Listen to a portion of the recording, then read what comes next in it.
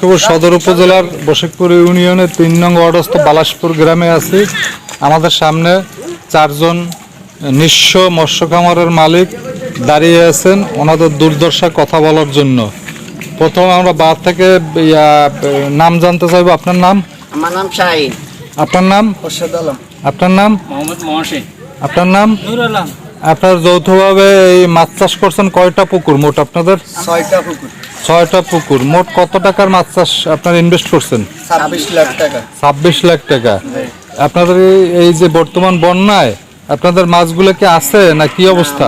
মাছগুলো সম্পূর্ণ মাছ মানে চলে গেছে। এই যে আমরা দর্শক আমরা দেখতেছি ওনাদের পিছনে এই যে পুকুর আছে, এই পুকুর গাছের জন্য ভালোভাবে দেখা যাচ্ছে না। পুকুরটা মানে অনেক দূরে বিস্তৃত এইভাবে আছে। এই যে পুকুরটার এই যে সাথে হলো গিয়া লক্ষ্মীপুরের জকসিন্টো পদ্মার বাজার সড়ক। এই সড়কের এই যে মাঝখানে এখনো পানি আছে। এখানে গত 7-8 দিন আগে প্রায় 1.5-2 ফুট পানি ছিল। ঠিক এইখান দিয়ে সব ওনাদের মাছগুলি এই যে খালে চলে গেছে। এটা হলো গিয়া খাল, রাস্তার পাশে এই খাল দিয়ে আমাদের মাছগুলি বের হয়ে চলে গেছে। আপনাদের এই 26 লাখ টাকার এই 6টা পুকুরের মাছ চলে গেছে। আপনারা এই 26 লাখ টাকা কোথায় পেলেন? আমরা আপনার লোন লইছি, এরপরে দিয়ে মানুষের তো দানা করি কইছি মাছ বিক্রি করে টাকা দিব, এদের কাছ থেকে ধার লইছি। এগুলো মানুষের কাছ থেকে ধার উদ্ধার করে আপনারা এই মাছ চাষ করছেন। মাছ তো চলে গেছে, এখন আপনারা কি চান? এখন আমরা যদি লোন পাই,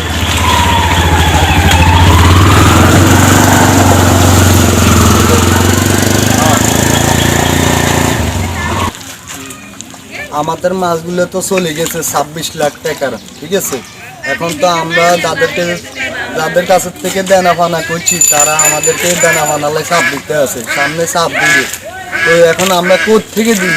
আমাদের তো সব মাছ বন্যাতে বেশি গেছে। এখন আমরা মাননীয় সরকারের কাছে আবেদন জানাই যদি আমরা কিছু সহযোগিতা পাই তাদের কাছ থেকে, তাহলে মোটামুটি যাই আমরা আবানি সামনের দিকে এগিয়ে যাইতে পারি, নয়তো আমাদের কোনো উপায় নেই। মানে মানুষ আসে মানে কই আর কদিন পরে দিব।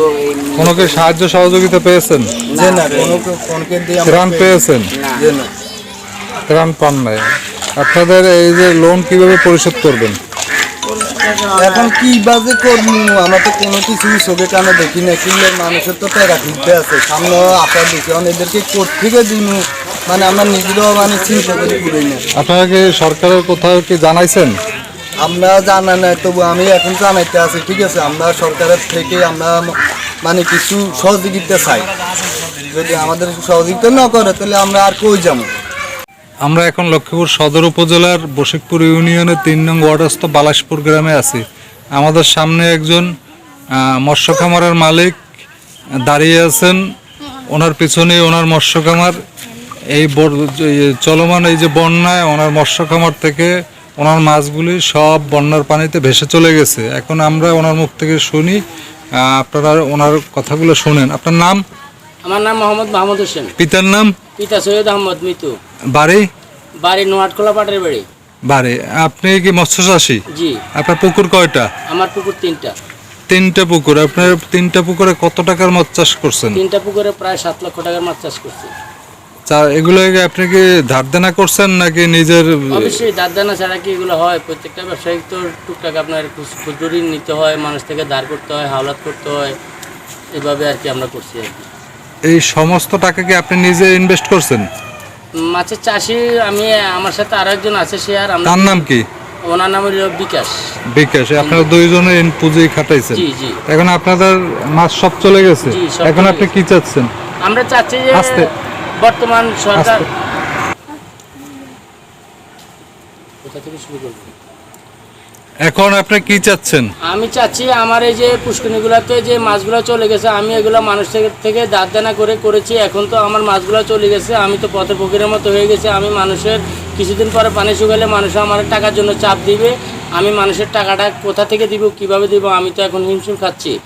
তো আমি চাচ্ছি যে বর্তমান সরকার যদি আমাদের জন্য মৎস্য অধিদপ্তর থেকে আমাদের কিছু সহযোগিতার ব্যবস্থা করে তাইলে আমরা হয়তো বাঁচতে পারবো, নাহলে তো আমাদেরকে বাঁচার মতো কোনো উপায় নেই। কারণ মানুষের টাকাটা আমরা কোত্থেকে দিব?